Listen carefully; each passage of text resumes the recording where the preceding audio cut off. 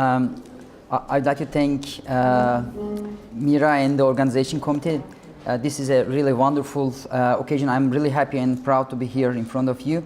Well, and this is my third organization. I have been to Rwanda first, and then Cuba second, and this the third time being in this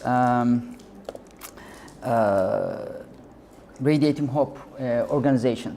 Well, the topic might be looking like very dedicated, stereotactic body radiation treatment in early lung cancer, but and these are my other hats. But I believe that it's becoming more and more important for Africa, and which is a little bit neglected, because when you look at the estimated new cancers, the lung cancers are not in the initial third numbers, but when you look at the estimated deaths, the lung cancer is the third common cancer killing people in Africa. And above that, when you look at the numbers in Tobacco Atlas, how many people are really smoking, especially in males, and how many deaths are related with tobacco. I tried to compare it with Turkey, which is a middle-income country now. You have 27.5% of male smoking mainly. The women is less than 5%. In comparison to almost 40% men smoking in Turkey and 12% of female. The numbers, when you compare the death numbers related with tobacco, it's only 6% in Tanzania now, but it is 26% in Turkey. And we have been fighting with tobacco since 2005, and we have have lots of bans to get rid of smoking in the areas where the people are crowded, where they are eating, where they are traveling. But when we look at Tanzania, there's almost no bans. You can smoke everywhere, and you have a great population who are young people. I mean, less than 20, and it's a great danger. And it was like 50 years ago, Turkey. The smoking was rapidly increasing in Turkey at those times, and nobody was really taking care of tobacco. And in years, we had a great deal of burden that we have to face, especially in lung cancer and in head and neck cancer. So we need to be careful, and you still have time to prevent smoking and decrease the numbers in lung cancer. On the other side, stereotactic body radiation treatment is a very good opportunity for many early stage lung cancers if you can catch them earlier, if you can set up a screening program, because you don't have many people smoking, and you don't have many people smoked more than 20 years. So you can easily set up a program starting from scratch, and you can identify people who might be early lung cancer patients, and you don't need surgeons at that time. I mean, because I know that there are not many thoracic surgeons in Tanzania and not many operating rooms that you can have surgery. So this might be a good option, not now perhaps, but in coming years. So stereotactic body radiation treatment, stereotactic ablative body radiotherapy is actually the same thing, same apples.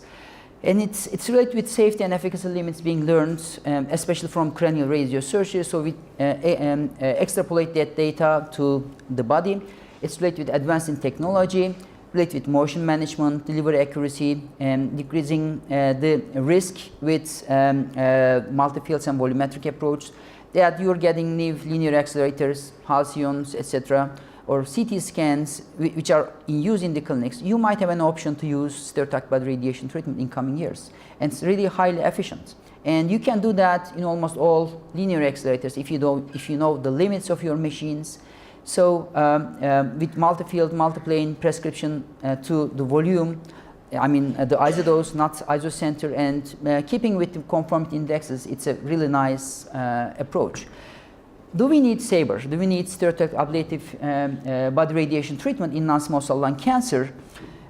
In most of the Western world, and also in Turkey, we start to age, and this is a geriatric disease actually. Lung cancer is mostly a geriatric disease. But when you look at 2000 and 2014, this is a US number, the lung cancer is really increasing after 60 years old, and it's becoming a real burden in a population where you don't have enough performance status to get surgery, but too many lung cancers that you can identify at an early stage. So we also know that even the best surgery with a very small tumor, 2 centimeter tumor, has a 5-year survival of 77%. So we can use stereotactic body radiation treatment, especially in the people who are not really eligible for surgery. Eligible for surgery meaning when the operability risk increases, the benefit you are getting from surgery is decreasing. So you can identify the patients, the early stage patients who are not eligible to go to surgery or moderate risk or borderline, and you can treat them with stereotactic body radiation treatment. Especially the vulnerable people, the medical inoperable people, because those are the main patients that we are treating. What would happen if we don't treat these patients? There's a good data in 2007 regarding the natural history of stage 1 non-small cell lung cancer patients who are not treated. I mean, if we don't treat these patients, median survival is only 9 months. Even they are stage 1, I mean, very small tumors. And 5-year overall survival only 6%. And so this means that these are the patients who are lost.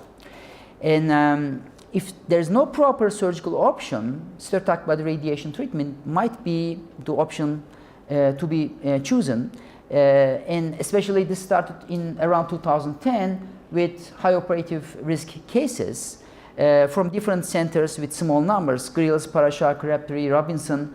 All mentioned that these high operative risk cases can easily be treated with stereotactic body radiation treatment, and the local control and overall survival is not very different than you can obtain from surgery in almost all these series. Local control is very good, but overall survival is not really good because these are high operable risk patients, which means that they have too many comorbidities.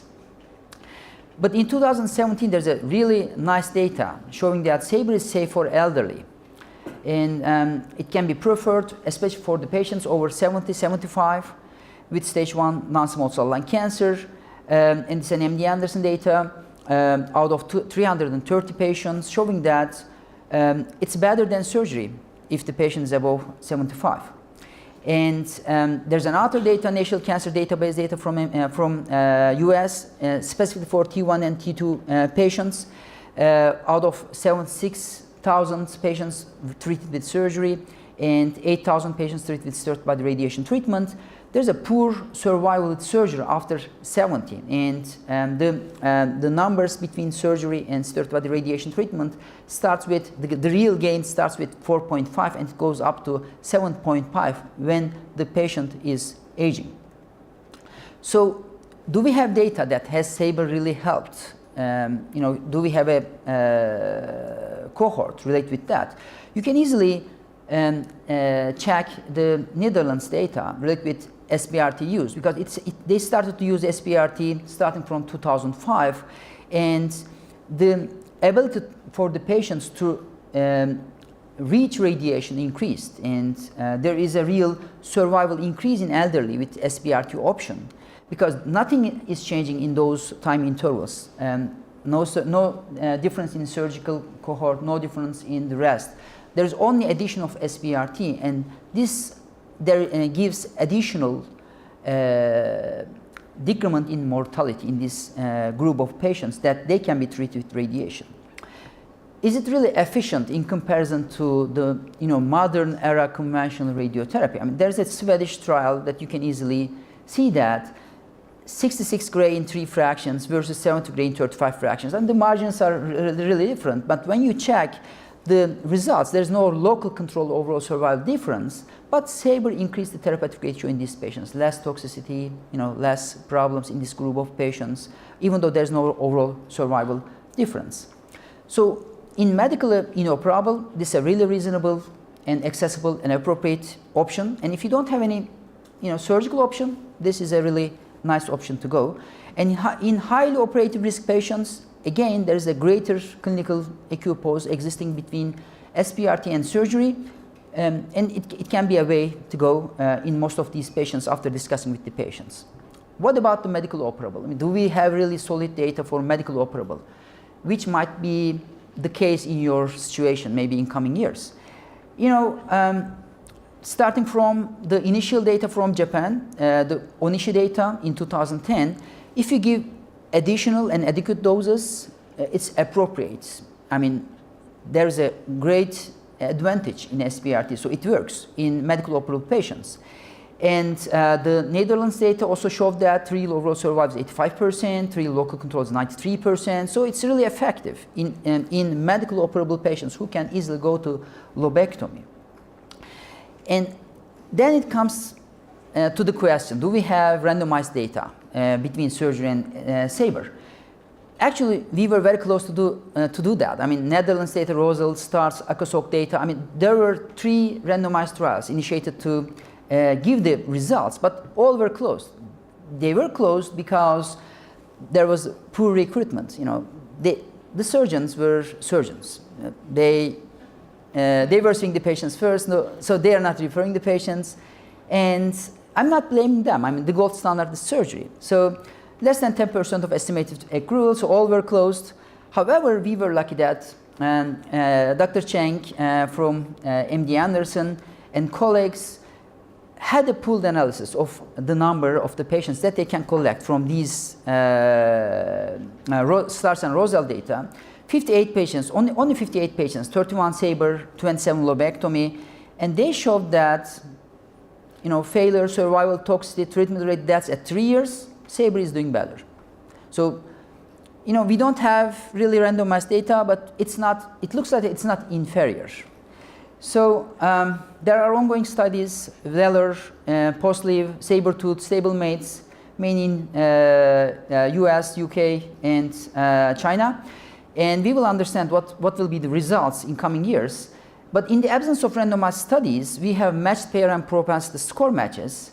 And in 2013, a meta-analysis between 4,800 SABR, 700 surgery cases, there is a benefit in surgery if you don't do propensity match analysis. I mean, if you don't compare the ages, comorbidities. But if you compare specifically based on the matched analysis, overall survival and disease-free survival is the same in both SABR and surgery.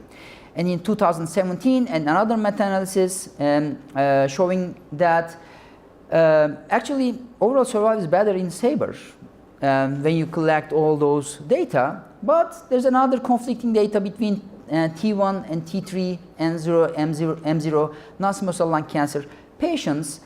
The previous one is T1, this is T1, T3, and showing that surgery is better in all aspects. So there's conflicting data. So, you know, when you have a good statistician, you can have both sides, but it looks like that it's not inferior. And Astro recently finalized a decision saying that you need to manage the risks, and if it's a standard risk patient, golden standard is still surgery. And if it is not a standard risk patient, if it's a high risk or highly difficult to operable case, then SABR might be an option in US. And SABR is becoming a strong competitor in standard operative risk patients, and we'll be seeing that in following years, but we are not there yet. So do we have an objective outcome expectation for a case that we are seeing in the clinic?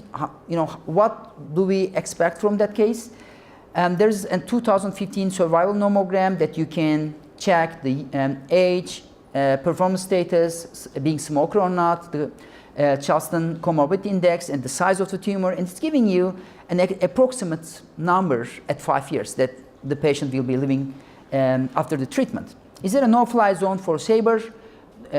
Can we treat all patients with SABR started by the radiation treatment? There was an alarming tip-off with the Indiana University data because there was no restriction when they were treating the cases, and then they realized that there's 11-fold increase in grade 3 toxicity in the patients if it's closer to the bronchi, the main bronchi.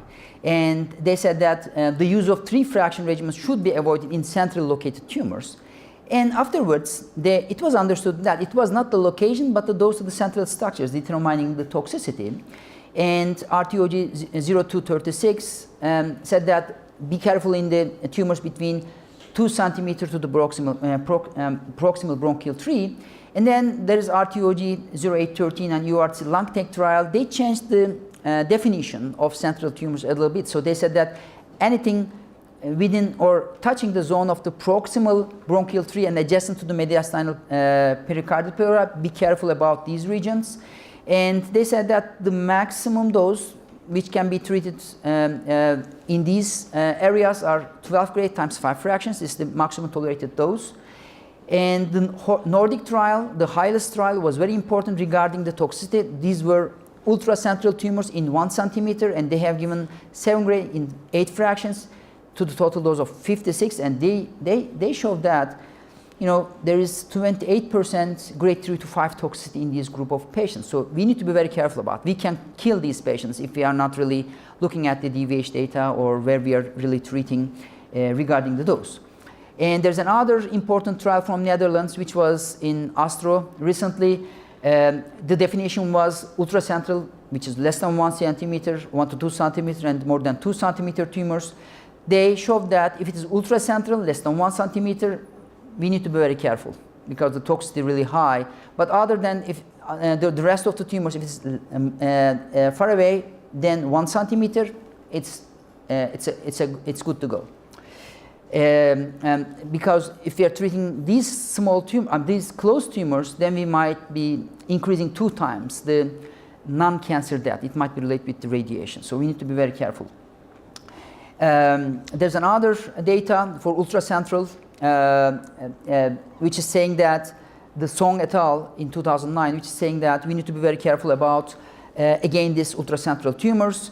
There is a trial which is ongoing named OCOC Lustre trial.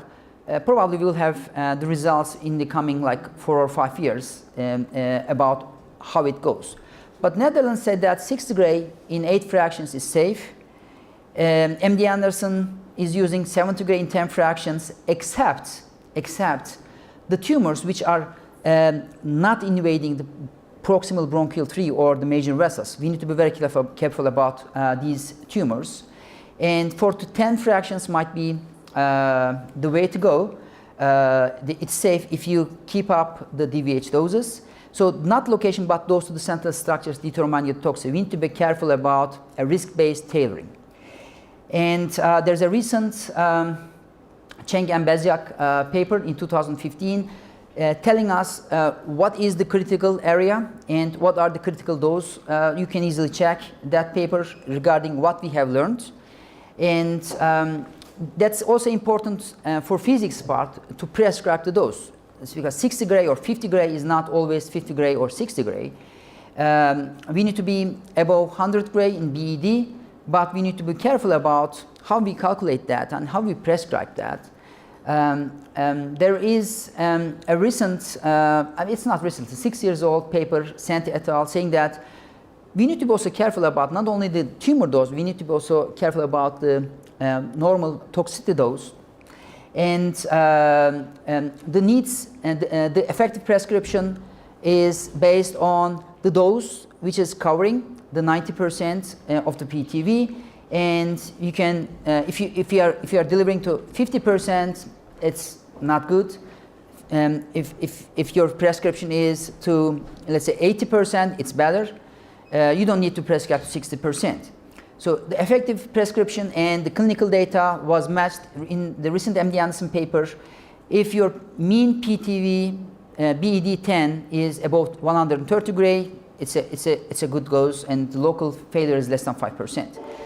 You don't need to have a 4-dimensional CT. You know, I've been using this since 2009, but you don't need it because all salt data building SBRT is not without 4D CT. The recent RTOG 0618 is saying that 0.5 centimeters in the axial plane and 1 centimeter craniocaudally is enough.